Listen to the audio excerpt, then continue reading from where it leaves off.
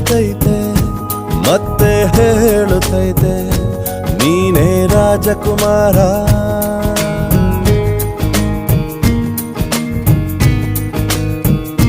ಹೊಸ ಬೆಳಕೊಂದು ಹೊಸಿಲಿಗೆ ಬಂದು ಬೆಳಗಿದೆ ಮನೆಯ ಮನಗಳ ಇಂದು. ಆರಾಧಿಸೋ ರಾಜರತ್ನನ ಆಡಿಸಿಯೇ ನೋಡು ಬೀಳಿಸಿಯೇ ನೋಡು ಎಂದು ಸೋಲದು ಸೋತು ತಲೆಯ ಬಾಗದು.